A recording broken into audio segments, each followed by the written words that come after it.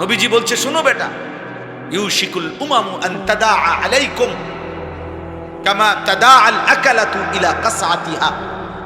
হাদিস। নবীজি বলছেন, একটা সময় আসবে আমার উম্মত এমন হবে যে তাদেরকে হত্যা করার জন্য কাফেররা এক দল আরেক দলকে এভাবে ডাকাডাকি করবে যেভাবে দস্তরখানে মানুষ খানার জন্য অনেককে ডাকাডাকি করে। জয় ভাই, আপনি বসেন, আইন আমার লোকে বসেন, ভাই এদিকে বসেন, এদিকে বসেন। মানুষ যেরকম দস্তরখানে খাবারের জন্য একে অপরকে ডাকাডাকি করে, আমার উম্মতের ইমানদার উম্মতকে হত্যা করার জন্য কাফের বেঈমানরা এভাবে একদল আরেক দলকে ডাকাডাকি। খোদার কসম, বুঝছো বাবা? তুমি কি মনে করছো ফিলিস্তিন শেষ কথা না? যেদিন আযাব তোমার কাঁধে আসবে, অথবা তোমার সন্তান, অথবা তোমার পরবর্তী জেনারেশন, সেদিন বুঝবা ভাইয়া। এইভাবে ডাকাডাকি করে মারবে। আজকে ইসরায়েলের প্রথমার উপরে ইসরায়েলের এই বেঈমানরা একটা গাজা, একটা সিটি সমান করে ফেলছে। একটা বাড়ি, একটা ভবন নাই। এই প্রতিটা আঘাতের মধ্যে, প্রতিটা মানে মধ্যে আমেরিকার শতভাগ সমর্থন আছে, আছে না? বলে একটা কাফের তো নাই, সব নারাজ আছে, এরকম কেউ নাই। তলে তলে উর্ফি দিয়ে আপনি বিবৃতি দেয়। কিছু কিছু রাষ্ট্র আছে আপনি একটু বিবৃতি মারে আর হুদা, এটি এক ধরনের ধোঁকা দেখানো আর কি। একটা বিবৃতি দিল আর গভীর নিন্দা জানাচ্ছি, গভীর শোক প্রকাশ করতেছি, দৃষ্টান্তমূলক শাস্তি দাবি করছি। এটি তো মুখস্থ বলি, এটা হলো বানোয়াটি কথা। আমাদেরকে করার জন্য, আমাদের মুসলমানদেরকে নিশ্চিহ্ন করার জন্য এই তো 2 দিন হয়েছে ইউরোপে পুনরায় আবারও কোরআনুল কারীমকে প্রকাশ্যে আগুনে পুরানো হয়েছে। শুনছেন না? প্রতিনিয়ত একটা গ্যাপ দিয়া মনে করো প্রতি 6 মাস পর পর, প্রতি 9 মাস পর পর, প্রতি 3 মাস পর পর আমাদের দেশেও বহির্বিশ্ব কাউরে না কাউরে দিয়ে দুশ্মন হয় ইসলামকে, নয়তো আমাদের নবীজিকে, নয়তো কোরআনকে কোনো না কোনোভাবে অপমান করে, বিদ্রুপ করে। বারবার জানে এই জাতির অপদার্থ যুবক নড়বে না। ওরারে যে মোবাইল ধরাই দিছি ওইটাই সারা। তোমরা জানো ছেলেরা, গোটা পৃথিবীতে ইসরায়েলের কোন নামি দামি কোটি পারমাণবিক শক্তিধর দেশ, পৃথিবীর সবচেয়ে বেশি সম্পদ ইহুদিদের কাছে। সারা পৃথিবীর সবচেয়ে বড় সংবাদপত্রের যত কিছু, সারা পৃথিবীর যত ব্যবসা, যত মাল্টিন্যাশনাল কোম্পানি, সবকিছুতে সবচেয়ে বেশি সম্পদের অধিকারী ইসরায়েল, এই ইহুদিরা। ইসরায়েলের যে তেল আবিব, ওইখানে দিবা রাত্রি 24 ঘন্টায় 1 মিনিট কর্ম অফিস বন্ধ হয় না। পৃথিবীতে ইসরায়েলের এই রাজধানী যে তেল আবিব, ওইখানে কখনো রাত হয় না।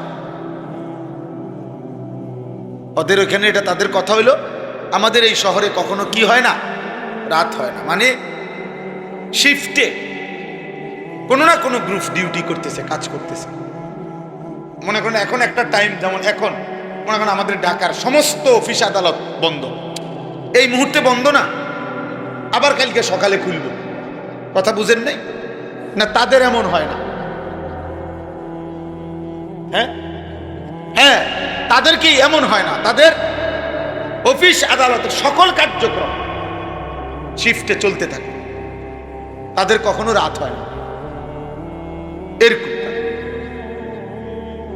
এইভাবে তারা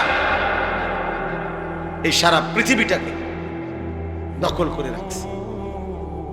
সব এর ভেতর দিয়েই আমাদের উপরে প্রতিনিয়ত জুলুম করছে।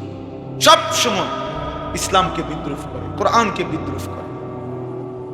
এই বাংলাদেশেও প্রায় সময় একটু পর পর ওই যে অমুক হিন্দু, অমুক নাস্তিক, অমুক ব্যক্তি রাসূলুল্লাহ সাল্লাল্লাহু আলাইহি ওয়াসাল্লামকে অপমান করে, বিদ্রুপ করে। কারণটা কি? কারণটা কি? আমাদের ইমান যাচাই করে। ওরা জানে আমাদের যুবক আর নড়বে না, ও মোবাইল দেখে, ও নারী দেখেই জীবন পার করে দিছে, ও ছবি দেখতে দেখতে রাত শেষ, ও উলঙ্গ দৃশ্য দেখতে দেখতে রাত শেষ। আল্লাহ আমাদেরকে হেফাজত করেন, আল্লাহ তাআলা আমাদেরকে হেফাজত করেন। আমাদের এটা ভাবা উচিত। আমরা রাত দিন চিন্তা করি, সারাদিন ভাবি কি করা যায়, আর কি করতে পারি, আর কি করা যায়। আলহামদুলিল্লাহ, চেষ্টা করা উচিত। এই নজরুল আমি এমনি বলতেছি, ওরে আমি কত সময় কত ধমকাই একটা মজলিসের জন্য, এই একটা ইসলাহী মজলিস চালু রাখার জন্য আমারে কত বিরক্ত করে দিন রাত। কিন্তু ফিকির আছে যে দুইটা মানুষই শুনুক। এই আপনারা কয়েকজন মানুষ তিল তিল করে কষ্ট করে আলহামদুলিল্লাহ একটা ছোট মসজিদের জায়গার ব্যবস্থা হয়েছে, এরপর একটা বড় জায়গার ব্যবস্থা হয়েছে। এখন আমার ওই দিন শুনাইতেছে যে কোন আল্লাহর বান্দারা বাহ মাদ্রাসা করে দিবে, মসজিদ হবে, মাশাআল্লাহ। কেউ ভাবছে এরকম? কেউ কল্পনা করছো তুমি? নাহি। আশ্চর্য, আলহামদুলিল্লাহ, আল্লাহ বরকত দান করে। কালকে জুমার নামাজের পরে ভাই নজরুল শোনো, কালকে জুমার নামাজের পরে আমার ঢাকার মসজিদে দুই ছেলে আসছে। ওরা ল্যাপ তোষক বেচে, বুঝছো নি, ল্যাপ তোষকের দোকানদার। এ আমার বয়ান শুনছে ফজরের নামাজের ব্যাপারে। আমার একটা বয়ান আছে সন্দ্বীপের একটা ঘটনা, যে সন্দ্বীপ চট্টগ্রাম, ওখানে 4টা ছেলে কলেজের, ওরা একবার সিদ্ধান্ত নিছিল 2023 সালে যে তারা তাদের বন্ধুদেরকে ফজরের নামাজের জন্য উঠাবে, ফজর ক্যাম্পেইন। পরে 1 বছর মেহনত করে তারা প্রায় 4000-এর মতো পুরা উপজেলার এই কিশোর যুবক যারা তখন নিয়মিত ফজরের নামাজ পড়ে, ফজর ক্যাম্পেইন করে তারা। এই ছেলে বলতেছে, হুজুর আমি আপনার এই ওয়াজটা শুই না, আমার এলাকায় আমি উদ্যোগ নিছি, আজকে মাসখানিক এই লেফট তুষুক বেশিন না ফোলা, আমি উদ্যোগ নিয়ে আমরা 2 বন্ধু 2-3 জনে মিলে এখন আলহামদুলিল্লাহ এই 1-1.5 মাসের ভিতরে 160 জন লিস্টি করা দেখাইছে। লিস্টি আমরা প্রত্যেক দিনে 160 জন ফজরের নামাজ জামাতে পড়ে আমরা চেষ্টা করতেছি প্রতিদিন। তো তারা আমার গাড়ি তো আছে কাগজটা, তারা এমন সুন্দর করে বিভিন্ন বাণী লিখে লিখে ছেলেদের কাছে দাওয়াত দেয়। তো দিয়া নিচে লেখছে তাগো একটা এই কাফেলাটার নাম কি? কাফেলার নাম হইল বেনামাজিকে খুঁজে বেড়াই, নামাজিকে বন্ধু বানাই। এরকম শুনছো জীবনে আর কথা? এমন সুন্দর কথা এই ফুলার মাথার থেকে যে এমন সুন্দর বুদ্ধি আইবা, আপনি বুঝছেন কোনো, ভাবছেন কোনোদিন? কি সুন্দর কথা না? আমিও তো জীবনে এমন সুন্দর কথা ভাবি নাই। বেনামাজিকে বন্ধু আরে খুঁজে বেড়াই, মানে তারা তালাশ করি আর কি, যে করে করে তারা ডাকি আমরা, আর নামাজিকে বন্ধু বানাই। হ্যাঁ, ফিকির চেষ্টা করলে সম্ভব। এই একটু একটু কাজ যদি সবাই করে যার যার জায়গা থেকে, পৃথিবীর, আমার কাছে কিতাব আছে, আমার গাড়ি তো আছে, পৃথিবীর 4 ভাগের 1 ভাগ হলো মুসলমান। সারা পৃথিবীর জনগোষ্ঠীর 4 ভাগের কি 1 ভাগ হলো কি মুসলমান, 1/4, 4 ভাগের 1 ভাগ। তাইলে যদি একজন মুসলমান, কথার কথা একটা হিসাব ওইখানে লিখছে আরবি কিতাব, যদি একজন মুসলমান সারা জীবনে সে যদি মাত্র 4 জন মানুষের দায়িত্ব নেয়, যে আমি 4 জন মানুষকে কালেমার দাওয়াত দেব, চেষ্টা করব তার পিছনে টার্গেট করে, তাহলে পৃথিবীর সমস্ত জনগোষ্ঠীর কাছে কালেমার দাওয়াত পৌঁছবে, কালেমার দাওয়াত পৌঁছে যাবে। তাহলে তোমরা ছেলেরা বলো ভাই, মুসলমানের ঘরে জন্ম নিয়ে তোমাদের রাত্র দিন কিভাবে কাটে? বলো, একটা ছেলে বলো, এই কি জীবন? নারী, ছবি, মোবাইল আর মন মতো চলা। কে তোমার বাবা, কে তোমার মা, কে তোমার আল্লাহ, কে তোমার নবী, কে তোমার রাসূল, কে তোমার কিতাব, কিচ্ছু চেনো না। মুসলমানের সন্তান 4টা সূরা শুদ্ধ পড়তে পারে। মুসলমানের সন্তান ওযু নামাজের ফরজটুকু আদায় করতে পারে। শুক্রবারে আসে আর কি, আমরা বুঝি না, মসজিদে ঢোকে বাইর হয়, তামসা আর কি এর নামাজ, পারলে না পড়তো নামাজ, পারলে না পড়তো। মানুষে খারাপ করবো, মন্দ সন্দ বলবে যে তে এমন অজাত, ওদের শুক্রবারও আইয়ে না মসজিদ, এই শরমে আসে যায় আর ও দেখছে তো, মানুষে দেখছে নাই তো। ইমাম সাহেব সালামটা ফিরাইয়া সারে না, 2 রাকাত ফরজের জুমার দিন, ওমা তারে এমন শয়তানে কামড়ায়, একটা কামড়ের লগে হেতে বাইরে যায়, একটা কামড়, মানে তার গুড়া কিরমি তার ফেটে এভাবে কামড় দিছে, সাথে সাথে দৌড় দিয়ে বাইরে গেছে, গুড়া কিরমি কামড়ে। কারণ সে তো আসছে মূলত হাজিরা দিতে। ওই নামাজের জুমার আগের 4 রাকাত সুন্নত, জুমার নামাজের পরে 4 রাকাত সুন্নত, এত কিছু দিয়ে হেড টাইম আছে, এত আইসে হাজিরা দিতে। মানুষে দেখছে তো, সারছে তো, জানে না মানুষে দেখছে আপনি যে আইয়ের মুসলিম নাই তো 4 রাকাত সুন্নত জুমার নামাজের পরে, এটা ইমাম সাহেবের বাপের সম্পত্তি। কথা বলেন না কেন? এটা যদি সবার জন্য দরকার না হইতো তো ইমাম সাহেব পড়ে কেন? সামনের কাতারের মুসল্লিগুলো পড়ে কেন? বয়স্ক চাচারা পড়ে কেন? ওনারা বেকুবে এই কারণে, ওনারা বোকা এই কারণে। তাহলে এই হাজিরা মার্কা নামাজ আখিরাতে কি মিলবে? আমার শায়েখ আল্লামা মুফতি মুশতাকুন নবী সাহেব বলে যে হে মুসলমান, যেই নামাজ তোমার মসজিদের থেকে 100 হাত সামনে চা দোকানের আড্ডা, টেলিভিশনের আড্ডা থেকে ফিরাইতে পারলো না, সেই নামাজ তোমারে জাহান্নাম থেকে কেমনে ফিরাবে? বুঝাই তো যায় তুমি কি নামাজ পড়ছো, বুঝাই তো যায়, বুঝাই তো যায়। নামাজের মধ্যে যদি ওই যে আপনি লাল কালি দিয়ে যদি ভুল দাগ দেন, এরপরে আর সাদা লেখা পাইতেন না, পুরাটাই কি হয়ে যাবে? লাল হয়ে যাবে। আমার এক হুজুর বলছিল, আমি ছাত্রের খাতা কাটছি পরীক্ষার, সিদ্ধান্ত নিয়েছিলাম যে লাল কালি দিয়ে দিয়ে ভুল দাগ দিছি, এক একটা ভুলে 2 নাম্বার করে কাটা। হুজুরে বলছিল আর কি, এরকম ভাবে আমি খাতা কাটছি, কয়েকটা ছেলের খাতা কাইটা শেষে লাল কালি দিয়ে দিয়ে ভুলটি তো সব দাগ দিছি। পরে যখন গুনছি এবং হিসাব হইল কি যে প্রতি ভুলে কত নাম্বার কাটা, পরে গুন্না দেখছি আমি তার থেকে আরো 24 নাম্বার পাই ছাত্রের থেকে। তার মানে 62টা ভুল, তো 50 দুগুণে 100 তো গেছেই গা, আরো 12টা ভুলের কারণে আরো 24 নাম্বার হুজুরে পায় হেতে, হেতে অন্য বিষয়ের থেকে হাওলাত নিতে হবে। মানে ভুলের পরিমাণটা বুঝাইছে আর কি, যে মূল 100 গিয়ে আরো কি 24 আরো রয়েছে ভুল, ওইটা কই থেকে দিব, তো বুঝিয়ে নাই আর। তা আমাদের নামাজের যদি এমন হয়, আখিরাতে কি নাকি মিলবে বলে? কি নাকি মিলবে? কথা তো ছিল, আল্লাহ তাআলা কোরআনে বলছেন নামাজ গুনাহ থেকে ফিরায়, বলছে না? কথা বলেন না কেন? নামাজ গুনাহ থেকে ফিরায় কিনা আল্লাহ বলছে কিনা? ইন্নাস সালাতা তানহা আনিল ফাহশাই ওয়াল মুনকার।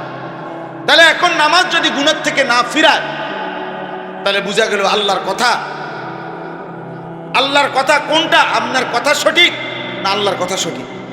তো তাইলে নিশ্চয় আমার নামাজে ত্রুটি, নিশ্চয় আমার সেজদাতে ত্রুটি। এই জন্য যারা নামাজ পড়ে না তারা তো পড়েই না, আর যারা পড়ে অথচ গুনাহ থেকে বাঁচে না, আপনি খবর নিলে যাচাই করলে দেখবেন তাদের নামাজের মধ্যে শত শত ভুল। এই কারণে ওই নামাজের ওই শক্তি আসে না যে শক্তিতে তাকে গুনাহ থেকে ফিরা। এই জন্য যারা আবার নামাজ পড়েন, আপনাদেরকে বললাম ওযু নামাজ ঠিক করেন। একজন আলেমের সাথে সম্পর্ক ছাড়া আখিরাতের জীবন সুন্দর হবে না।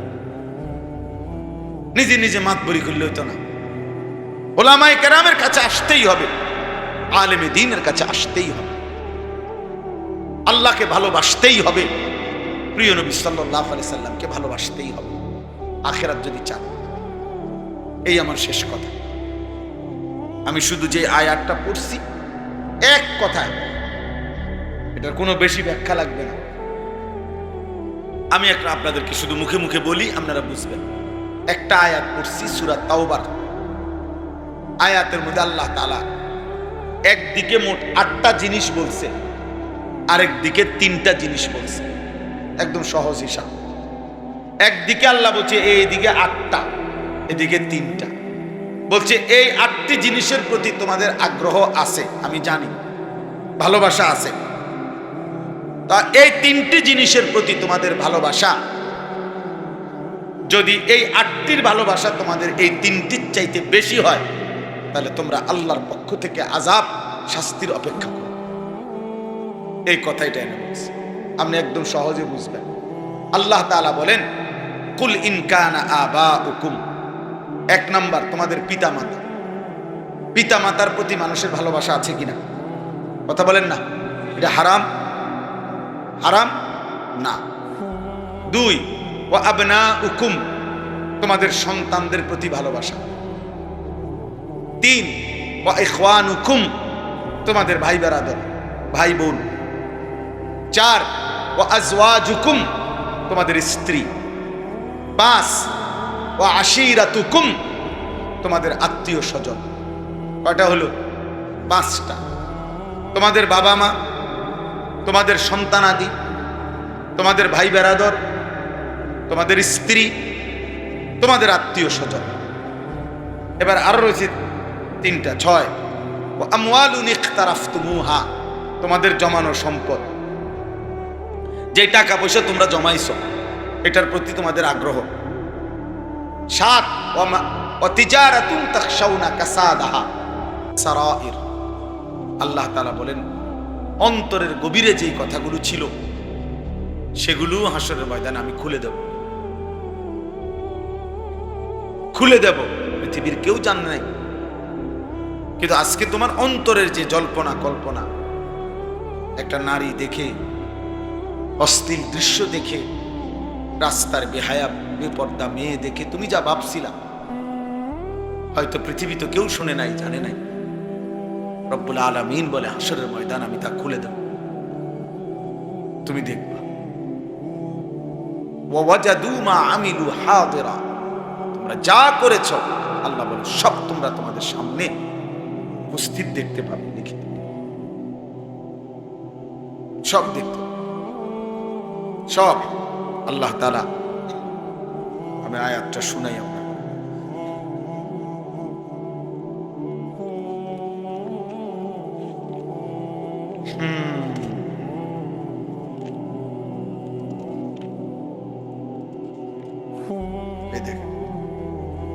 আল্লাহ তাআলা বলেন, ওমা তাকুনু ফি শা'নিন, তোমরা যে অবস্থায় থাকো না কেন, ওমা তাতলু মিনহু মিন কুরআনিন, আল্লাহর কোরআন থেকে তোমরা সামান্য যেটুকুই তেলাওয়াত করো না কেন, ওয়ালা তা'মালুনা মিন আমালিন, তোমরা যেইটুকু আমলি, যখন যেই আমলই করো না কেন, ইল্লা কুন্না আলাইকুম শুহুদান ইজ তুফিদুনা ফীহি, যখন তোমরা তা আল্লাহর জন্য করে থাকো, তো আল্লাহ তাআলা বলেন আমি তোমাদের সাথেই থাকি, আমি তোমাদের সাথেই থাকি, আমি তোমাদের সামনেই থাকি, আমি সেটা পুরোপুরি দেখতে পাই। আমা ইয়াযুবু আর রাব্বিকা মিন মিসকালি যাররাতিন ফিল আরদি ওয়ালা ফিস সামা, তোমাদের রবের চোখ থেকে, তোমাদের মালিকের দৃষ্টি থেকে আসমান ও জমিনের কোনো কিছু আড়াল যায় না, এক যাররাও না। আল্লাহ বলছে এক যাররা, মিসকালা যাররা, এক বিন্দুও তোমাদের রবের আড়ালে নয়। ওয়ালা আসগারা মিন যালিকা ওয়ালা আকবারা, এক বিন্দুর চাইতেও যদি কম হয় সেটাও, বিন্দুর চাইতে যদি বেশি হয় সেটাও, ইল্লা ফি কিতাবিম মুবিন, সবকিছুই তোমাদের জন্য সুস্পষ্ট আমলনামার মধ্যে লেখা আছে। কিছুই বাদ যাবে না। প্রতিটা হাসি, প্রতিটা কান্না, চোখের প্রতিটা পলক, কানের প্রতিটা শব্দ শোনা, হৃদয়ের প্রতিটা স্পন্দন, নিঃশ্বাসের প্রতিটা উঠানামা, আল্লাহর কসম রব্বুল আলামিন বলে তুমি একটা একটা করে হিসাব করা, তুমি তোমার আমলনামার মধ্যে দেখতে পাবে। একটা একটা করে মোট হাসি দিছো এতবার, কাঁদছো এতবার, হাত উঠাইছো উপরে এতবার, নিচে নামাইছো এতবার, চোখের পলক পড়ছে এতবার, নিঃশ্বাস উঠানামা করছে এতবার। আল্লাহ বলেন আমি এটার হিসাব দেব, আমার ফেরেশতা এটার হিসাব দেবে, এবং প্রতিটা নিঃশ্বাসের সাথে লিখে দিবে এটা নেক কাজে, এটা গুনার কাজে, এটা গুনাহের কাজে। এই নিঃশ্বাসটা গেছে রব আপনাকে সেজদা দিতে দিতে, এই নিঃশ্বাসটা গেছে নারীর অশ্লীল ছবি দেখতে দেখতে। কারণ আমরা যেই অবস্থায় থাকি, ইবাদত কিংবা গুনাহ, আমাদের নিঃশ্বাস আসা যাওয়া করে, করে কিনা? নাই তো হে মারাই যাবে।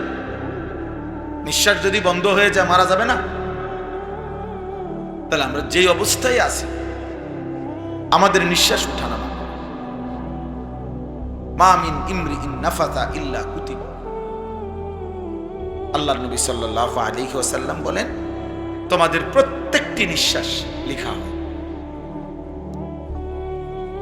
প্রতিটা নিঃশ্বাস ফেরেশতা লিখে, ইম্মা ফি তাআতিক ওয়া ইম্মা ফি মাসিয়াতিক। কোন নিঃশ্বাস নেকি হিসাবে লেখা হয়, কোন নিঃশ্বাস গুনাহ হিসাবে লেখা, গুনাহ হিসাবে লেখা। এজন্য বাপ আমরা এটা বোঝা উচিত, প্রত্যেকেই বিবেক দিয়ে, ইনসাফ। বিবেক মরে গেলে কিছু থাকে না, যার দিল মরে যায় সে আসলে মৃত। অন্তর যার মৃত, অন্তরে যার নড়াচড়া নাই, শোধবোধ নেই। মানুষ যখন কোনো সময় কিছু মানুষ আছে এমন মাজুর, এমন অসুস্থ যে এই যে হাতটা 24 ঘন্টা নড়ে, বেচারার আর নিজস্ব কোনো কি নেই, এটা থামাইবার ক্ষমতা নেই। কোন মানুষের অন্তর কখনো এমন হয় যে নাফরমানি করতে করতে, আল্লাহর অবাধ্য হইতে হইতে বিবেক, অনুভূতি একদম মরে যায়। ফলে আর বছরের পর বছর আল্লাহর নাফরমানি করার পরেও হৃদয়ের মধ্যে, কলিজার মধ্যে একটু জ্বলন অনুভব হয়, অস্থিরতা আসে না, ব্যথা আসে না। এটা বহুত বড় লানত, বহুত বড় আফসোস, বহুত বড় আফসোস। দিনের পর দিন মিথ্যা বলতেছে, চুরি করতেছে, জিনা করছে, ব্যভিচার করতেছে, সুদ খাইতেছে, ঘুষ নিতেছে, কিস্তি করতেছে। 60 বছর স্বাভাবিকভাবে বিড়ি খাইতেছে, সিগারেট খাইতেছে, সকালে রাতে প্রকাশ্যে, রাস্তায়, বাজারে, দোকানে, বেডুইতের সামনে, বেডুইতের সামনে, ফুলাইনের সামনে। এটা কি ধরনের বুড়া মানুষ আমি বুঝি না। আমার কাছে খুব অবাক লাগে এটা, এবারে কি ডকের বুড়া মানুষ। এটা মুসলমান কি জাতের মুসলমান? এটা এবারের কাছে বুঝি কোন জায়গায় এটা গুনাহ মনে হয়। যখনই মন চাইছে বিড়ি খুলে ধরাইছে, খাইতে আছে, বা বেউকুফ আশ্চর্য। অত টয়লেটে খাইতো না, কই খাইতো? বেটার 24 ঘন্টার আমল, তো টয়লেট একটা জায়গা না? এটা তো শরমের কিছু না। যার কোনোখানে শরম নাই, বেটার চিন্তা করে টয়লেটে খাইছে। টয়লেটে খাইলে কি সে তো তার শরমে নাই, তো সব জায়গায় খাবে। এই জন্য বললাম এটা খুব সাংঘাতিক। একজন মহিলা প্রত্যেক দিন ব্যাপক, প্রতিদিন রাস্তার পাশে পুকুরে গোসল করে।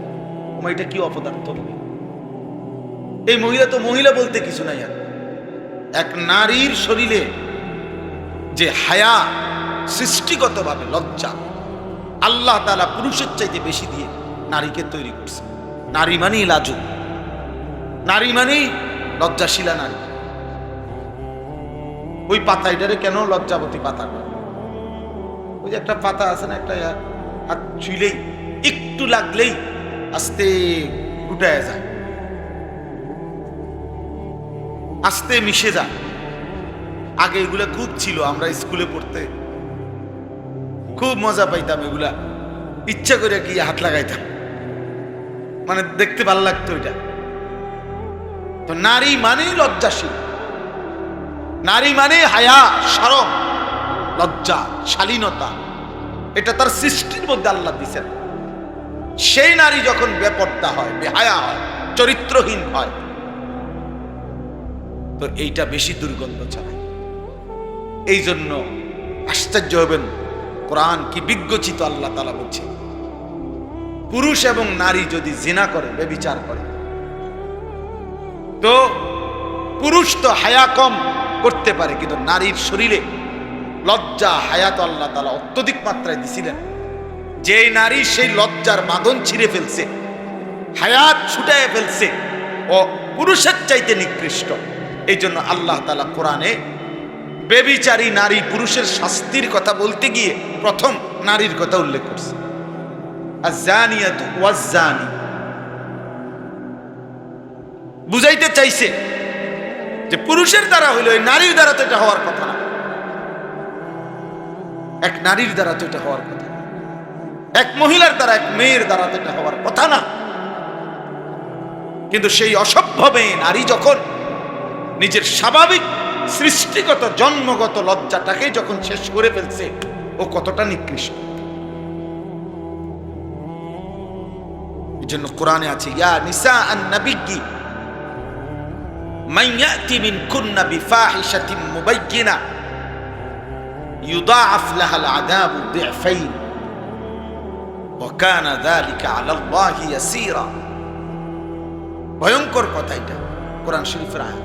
আল্লাহ বলছে, হে নবীর স্ত্রীগণ, নবীজির বিবিদেরকে বলছে, যারা উম্মতের সর্বশ্রেষ্ঠ নারী, রাসূলুল্লাহ সাল্লাল্লাহু আলাইহি ওয়াসাল্লামের স্ত্রীদের চাইতে এই উম্মতের নারীদের মধ্যে শ্রেষ্ঠ সম্মানিত নারী আর কে?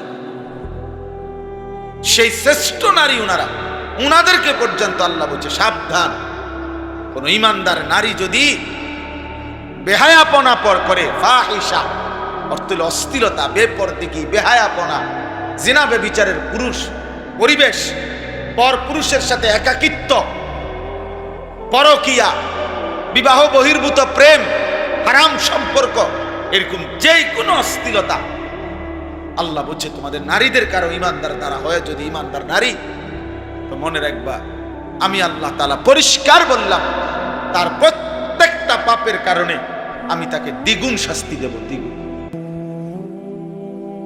ইউদাআফ লাহাল আযাবু দি'ফাইন, ডাবল শাস্তি। কেন? তোমার দ্বারা এটা হওয়ার কথা, তুমি না নারী, তুমি না মেয়ে,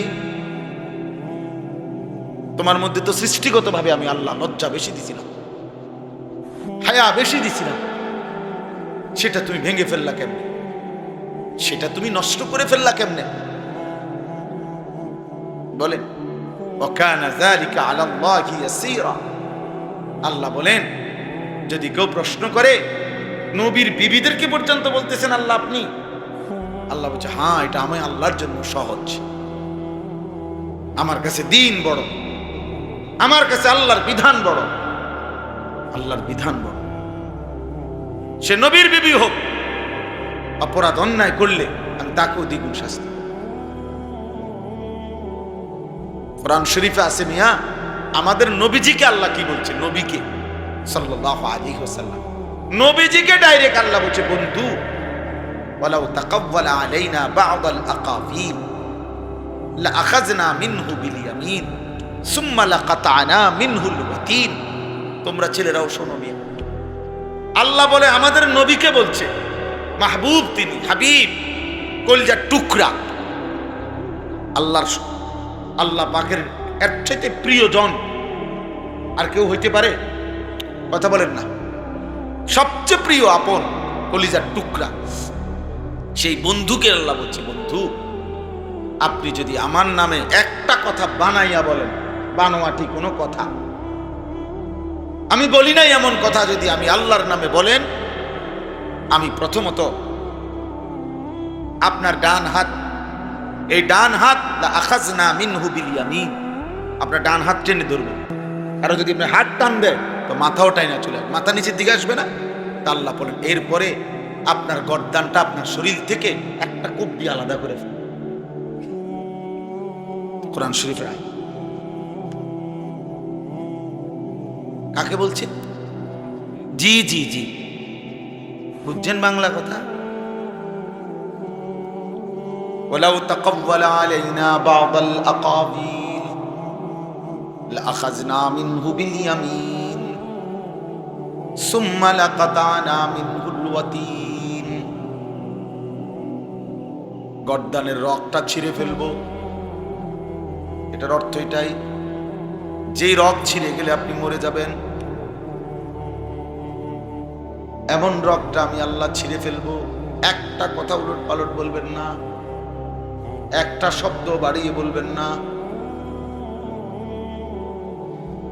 ওয়ালা তাজাল মা'আল্লাহি ইলাহান আখারা ফাতুলকা ফি জাহান্নামা মালুমান মাদহুরা।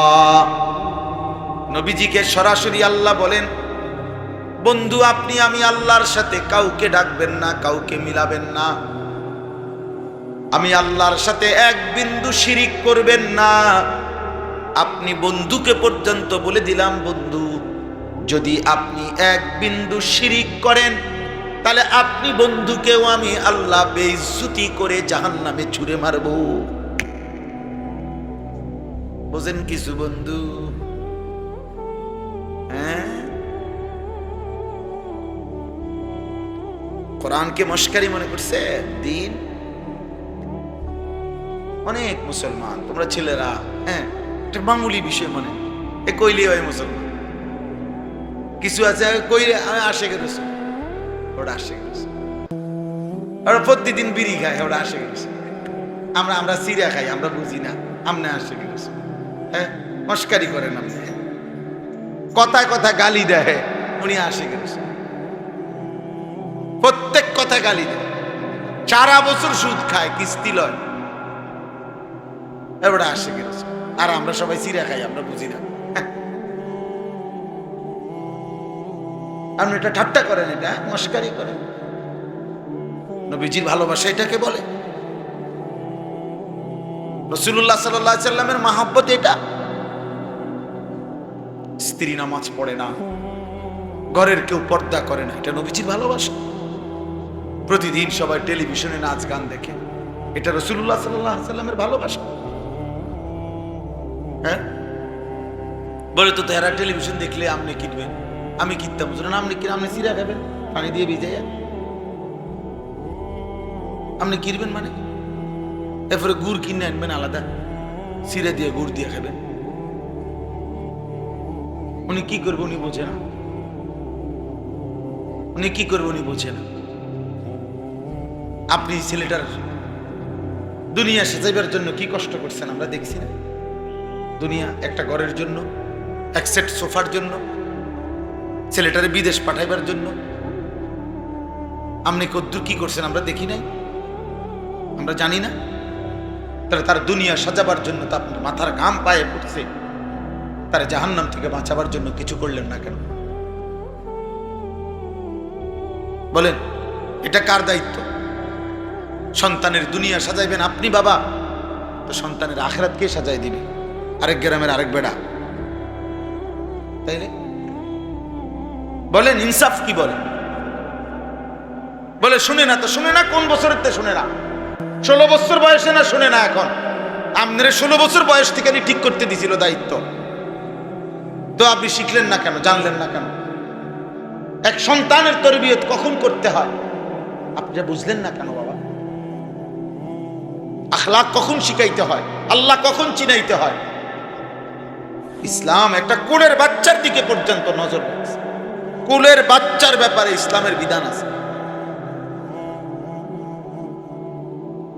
কোলের বাচ্চা শরীয়তের মাসআলা হলো স্বামী স্ত্রী, কোলের বাচ্চা যে বাচ্চার 6 মাস বয়স, মনে করেন 6 মাস, কোনো কথা বলতে পারে না, কিছুই বোঝে না, আপনি মনে করছেন ইসলামের শরীয়তের বিধান হলো এমন বাচ্চাও যদি সজাগ থাকে, 6 মাসের বাচ্চা পাশে, তাহলে স্বামী স্ত্রী একান্ত মেলামেশা করা নিষেধ।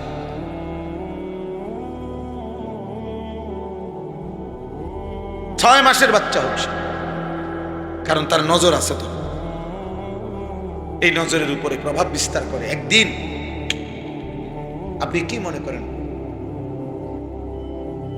দীর্ঘদিন যাবৎ অনাদরে অবহেলায়, সেই ছোট্টবেলার থেকে তাকে অনাদরে আর অবহেলায় আপনি বড় করছেন, আজকে 16 বছর বয়সে এই অপদার্থ আর 1 ওয়াক্ত নামাজও পড়ে। এটা কি আজকের থেকে শুরু হয়েছে? বলে না হুজুর, আমি 12 বছর পর্যন্ত 14 বছর পর্যন্ত তারা আমি নামাজ পড়াইছি, আজ যা 6 মাস হয় আর 1 ওয়াক্ত নামাজ পড়ে না, এমন?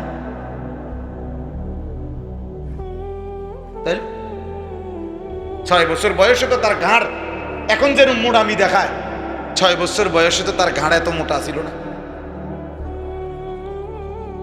8 বছর বয়সে তো তার এমন ঘাড় মোটা ছিল না। 18 বছর বয়স দেখে না জালেম অহংকার করে 6 বছরে। তো কথা তো ছিল ওই সময় দিন শিখা। আল্লাহ নবী সাল্লাল্লাহু আলাইহি সাল্লাম তো বলছে 7 বছর বয়সে নামাজ পড়াও, 10 বছর বয়সে নামাজ না পড়লে শাসন করো, আঘাত করো। 10 বছরের বাচ্চাকে পৃথক শুইতে দাও, নবীজি বলছে ওয়াফাররিকু বাইনাহুম ফিল মাদাজি'।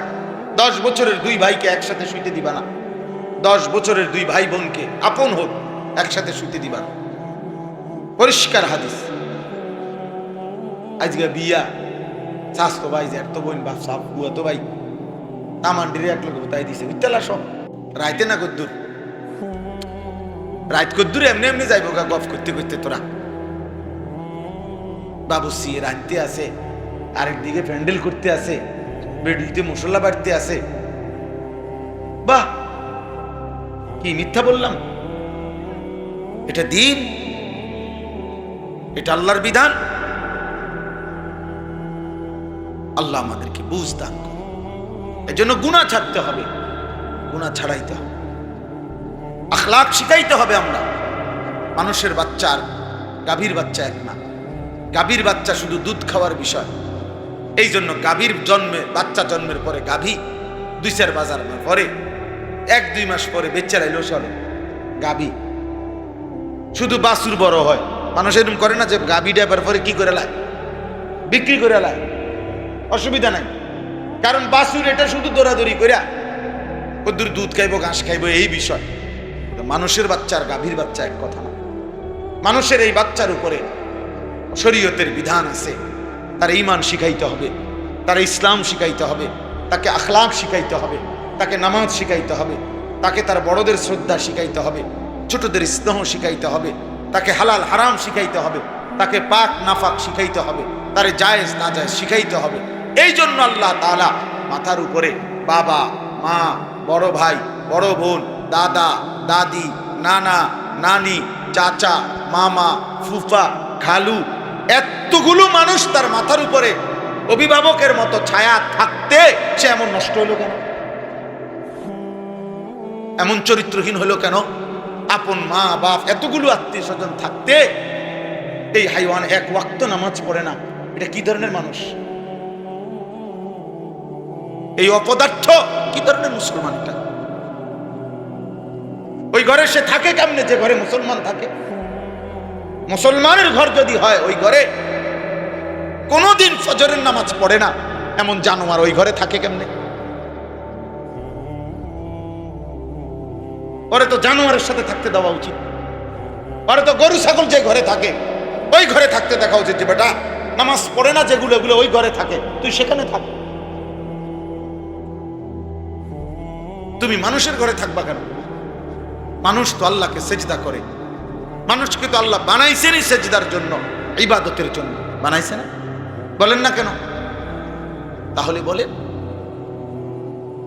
ভাবতে শিখেন, বুঝতে শিখেন। একজনই দায়িত্ব পালন করে, এত মামুলি না আখিরাত, এত খামখেয়ালি না। প্রত্যেকে প্রত্যেকের সাধ্য মতো চেষ্টা করে। আপনি একজনরে বুঝান, আপনি 10 জনকে বুঝান। আপনি আপনার শুধু ছেলেটার ব্যাপারে ভাবেন, আপনি আপনার স্ত্রীর ব্যাপারে ভাবেন। স্ত্রী আপনি ভাবেন বুদ্ধি আছে ইসলাম, কোনোভাবে আপনার বিবি পর্দা করে না, এই বেডিরে কেমনে ঠিক করতে হইব? খোদার কসম ইসলামী শরীয়তে তার সঠিক যথোপযুক্ত জুলুম ছাড়াই ইনসাফপূর্ণ সমাধান আছে। যদি কোনো বিষয়ের সমাধান ইসলামে না থাকে তো ইসলাম পূর্ণাঙ্গ না। কথা বলেন না কেন? ইসলাম পূর্ণাঙ্গ দিন কিনা, ইসলাম পরিপূর্ণ কিনা, তাইলে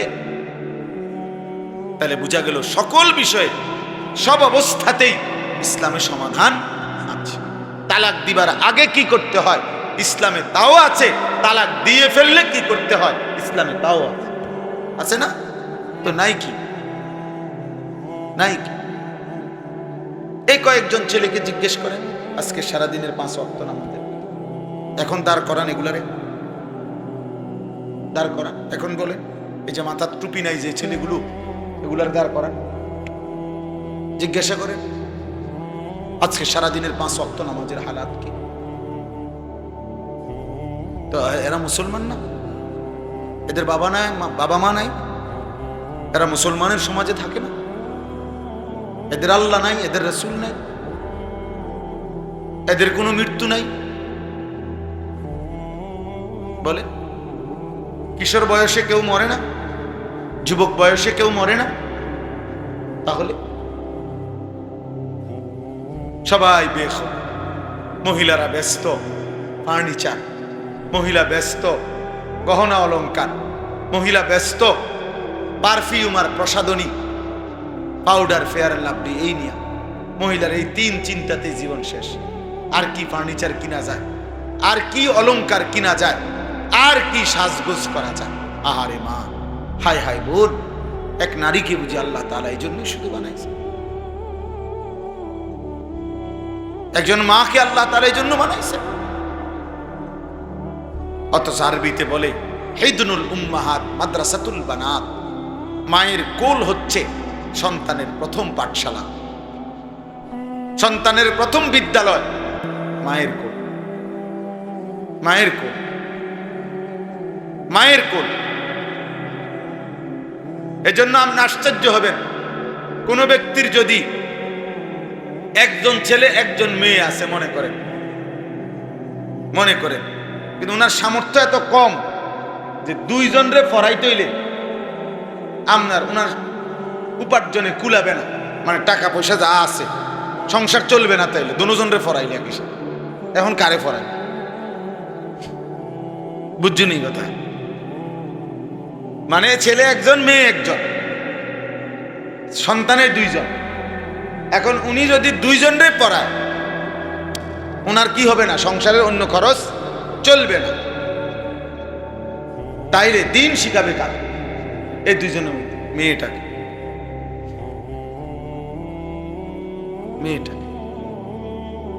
কারণ এই মেয়ে একটি সংসার, এই মেয়ে আগামী দিনে একটা পরিবার, এই মেয়ে আগামী দিনে একটা ঘর। ইন্নামা ইউরিদুল্লাহু লিইউযহিবা আনকুমুর রিজসা আহলাল বাইত। আল্লাহ তাআলা বলছেন ঈমানদার নারী, চরিত্রবান নারী, নামাজি নারী, আমি আল্লাহ তাআলা চাই তার মাধ্যমে তোমাদের পুরুষদের পুরাটা ঘর পবিত্র করে দিতে। এক মেয়ে চরিত্রবান হওয়া, এক মেয়ে দিনদার হওয়া, এক মেয়ে নেককার হওয়া, সেজদাওয়ালা হওয়া, পর্দানশীল হওয়া, শুধু ওই মেয়ের জন্য না, পুরা ফ্যামিলির জন্য এটা জন্য। আপনি 1000 ছেলের উপরে জরিপ চালান, ওদের সমস্ত সারা দিনের ব্যস্ততার মূল আকর্ষণ নারী।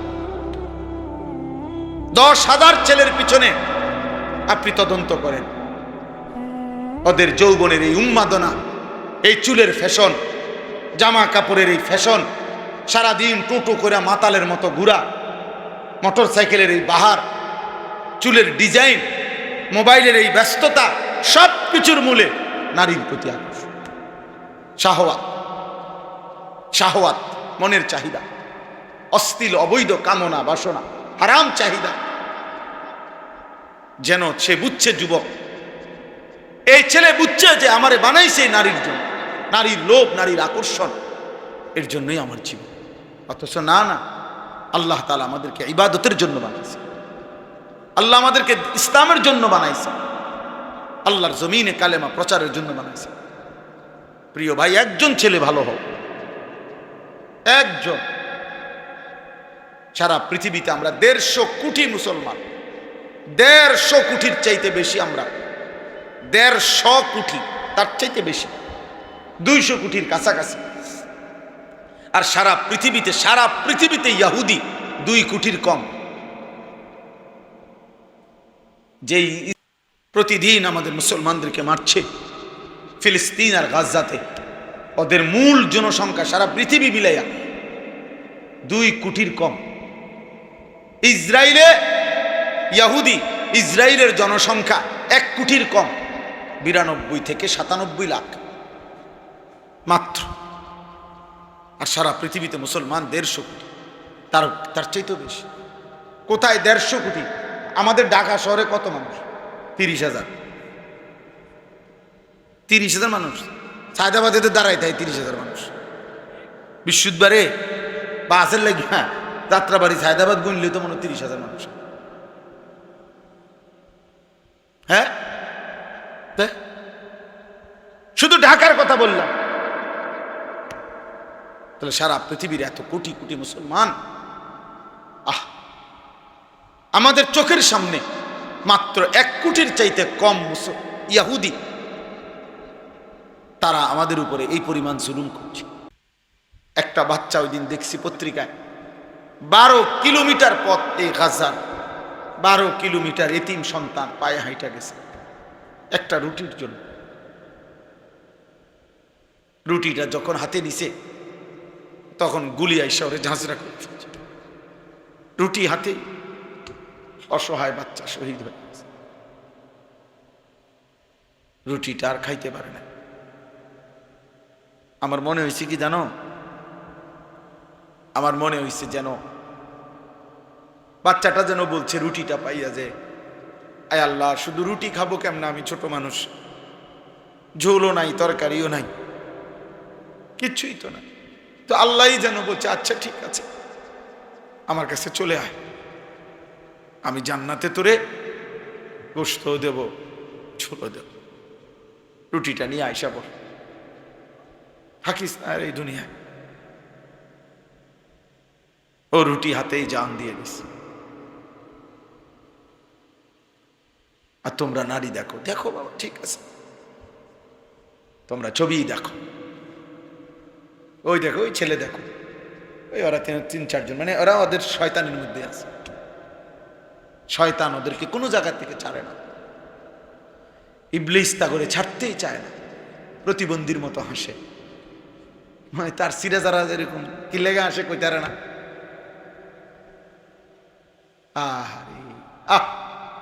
জানেও না তো একটা সেজদা যার কলিজায় নাই, যার কপালে নাই, ও আল্লাহরে চিনবে করতে, ও মোমেনের কষ্ট বুঝবে কিভাবে, ও মুসলমানের রক্ত বুঝবে কিভাবে? ও তো জানে শুধু মোবাইল, ও তো জানে শুধু নারী ছবি, ও কি বুঝবে? এই জন্য আজকে আমাদের নবী সাল্লাল্লাহু আলাইহি ওয়াসাল্লাম 1450 বছর আগে নবীজি বলছেন, একটা সময় আসবে আমার উম্মত সংখ্যায় হবে অনেক, কিন্তু সাগরের ঢেউয়ে খড়কুটা যেভাবে ভেসে যায়, আল্লাহ নবী বলছেন আমার উম্মত সংখ্যা গরিষ্ঠ অনেক হওয়া সত্ত্বেও সাগরের ঢেউয়ে খড়কুটার মতো এভাবে হারিয়ে যাবে। গোসা উনকা গোসা ইসাইল, আল্লাহ নবী সাল্লাল্লাহু আলাইহি সাল্লাম বলছে।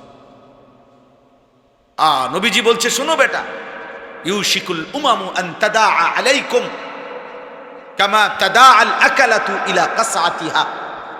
হাদিস, নবীজি বলছেন একটা সময় আসবে আমার উম্মত এমন হবে যে তাদেরকে হত্যা করার জন্য কাফেররা এক দল আরেক দলকে এভাবে ডাকাডাকি করবে, যেভাবে দস্তরখানে মানুষ খানার জন্য অনেককে ডাকাডাকি করে। ভাই আপনি বসেন, আইন আমার লগে বসেন, ভাই এদিকে বসেন, এদিকে বসেন।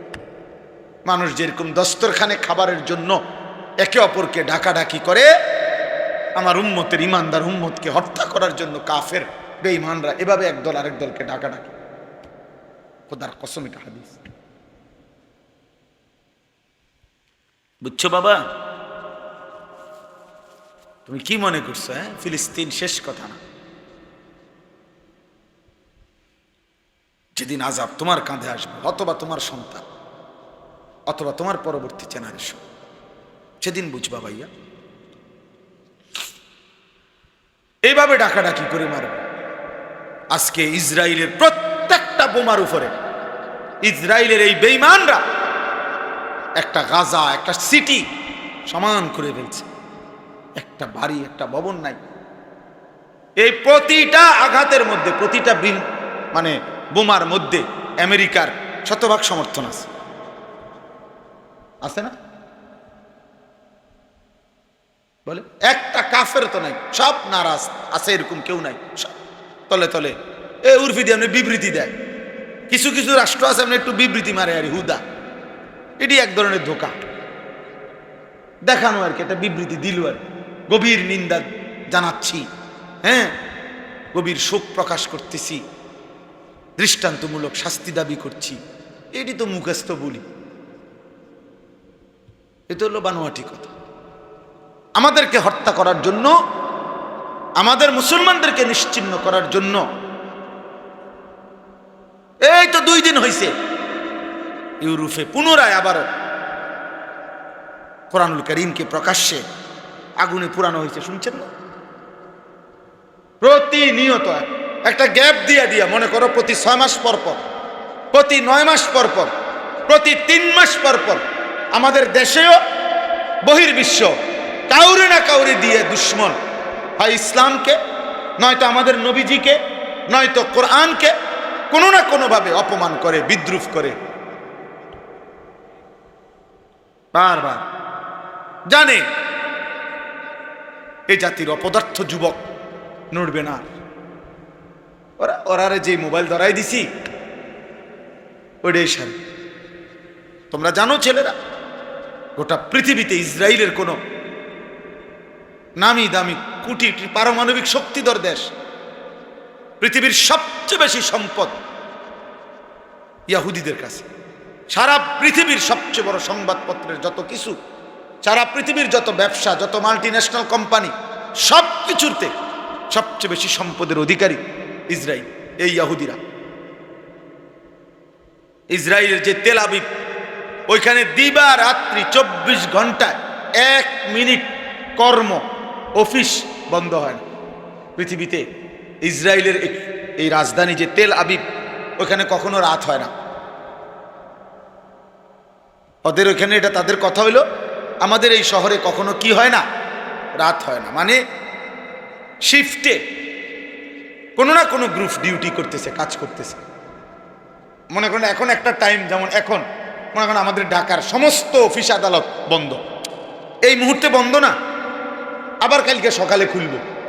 কথা বুঝেন নাই না? তাদের এমন হয় না। হ্যাঁ হ্যাঁ, তাদের কি এমন হয় না? তাদের অফিস আদালতের সকল কার্যক্রম শিফটে চলতে থাকে, তাদের কখনো রাত হয় না। এরকম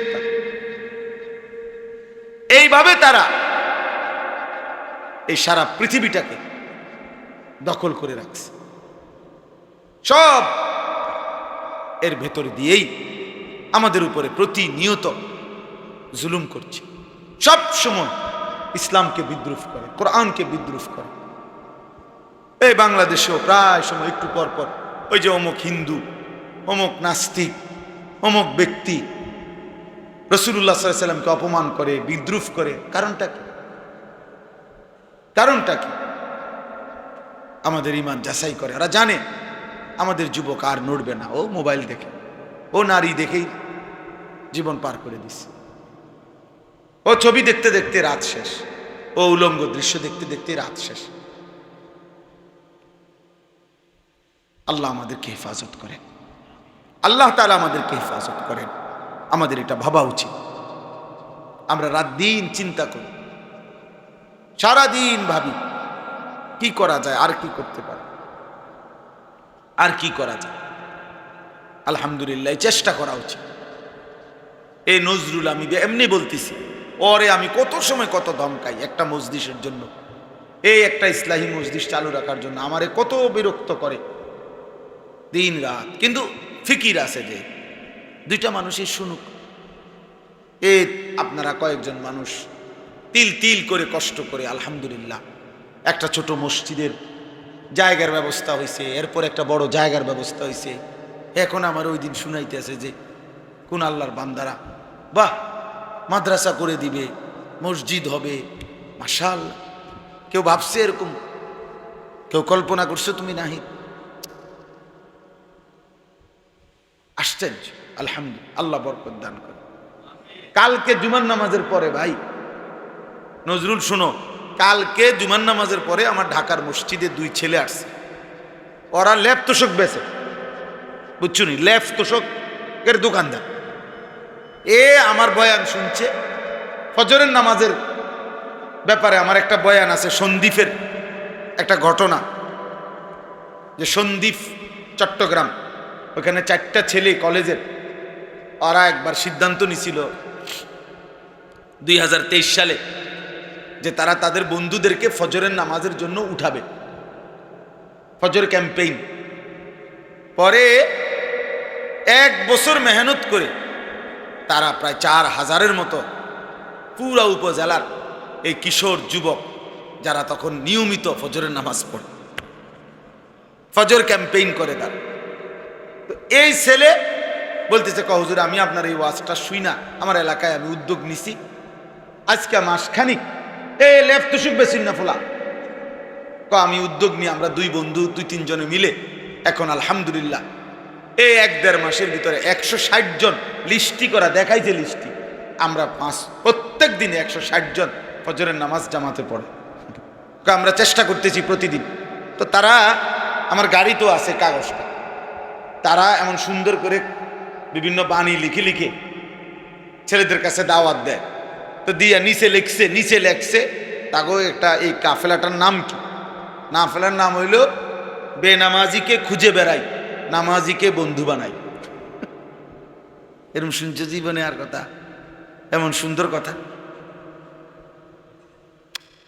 এই ফুলার মাথার থেকে যে এমন সুন্দর বুদ্ধি আইবা, আপনি বুঝছেন কোন, ভাবছেন কোনদিন? কি সুন্দর কথা না? আমিও তো জীবনে এমন সুন্দর কথা ভাবি নাই।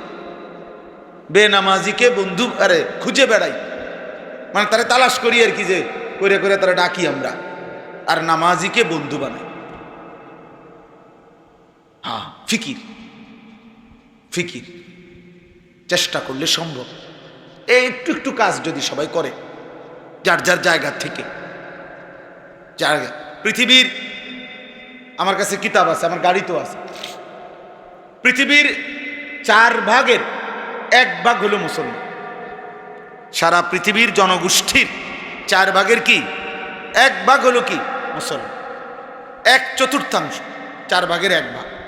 তাইলে যদি একজন মুসলমান, কথার কথা একটা হিসাব ওইখানে লিখছে আরবি কিতাব, যদি একজন মুসলমান সারা জীবনে সে যদি মাত্র 4 জন মানুষের দায়িত্ব নেয়, যে আমি 4 জন মানুষকে কালেমার দাওয়াত দেব, চেষ্টা করব তার পিছনে টার্গেট করে, তাহলে পৃথিবীর সমস্ত জনগোষ্ঠীর কাছে কালেমার দাওয়াত পৌঁছে যাবে। কালেমার দাওয়াত পৌঁছে যাবে। তাহলে তোমরা ছেলেরা বলো ভাই, মুসলমানের ঘরে জন্ম নিয়ে তোমাদের রাত্র দিন কিভাবে কাটে? বলো, একটা ছেলে বলো, এই কি জীবন? নারী, ছবি, মোবাইল আর মন মতো চলা। কে তোমার বাবা, কে তোমার মা, কে তোমার আল্লাহ, কে তোমার নবী, কে তোমার রসুল, কে তোমার কিতাব, কিচ্ছু চেনো না। মুসলমানের সন্তান 4টা সূরা শুদ্ধ পড়তে পারে। মুসলমানের সন্তান ওযু নামাজের ফরজটুকু আদায় করতে পারে। শুক্রবারে আসে আর কি, আমরা বুঝি না, মসজিদে ঢোকে বাইর হয়, তামসা আর কি এর নামাজ, পারলে না পড়তো নামাজ, পারলে না পড়তো। মানুষে খারাপ করবো, মন্দ সন্দ বলবে যে তে এমন অজাত, ওদের শুক্রবারও আইয়ে না মসজিদ, এই শরমে আসে যায় আর ও দেখছে তো, মানুষে দেখছে নাই তো। ইমাম সাহেব সালামটা ফিরাইয়া সারে না, 2 রাকাত ফরজের জুমার দিন, ওমা তারে এমন শয়তানে কামড়ায়, একটা কামড়ের লগে হেতে বাইরে যায়, একটা কামে মানে তার গুড়া কৃমি তার ফেটে এভাবে কামড় দিছে, সাথে সাথে দৌড় দিয়ে বাইরে গেছে, গুড়া কৃমি কামড়ে।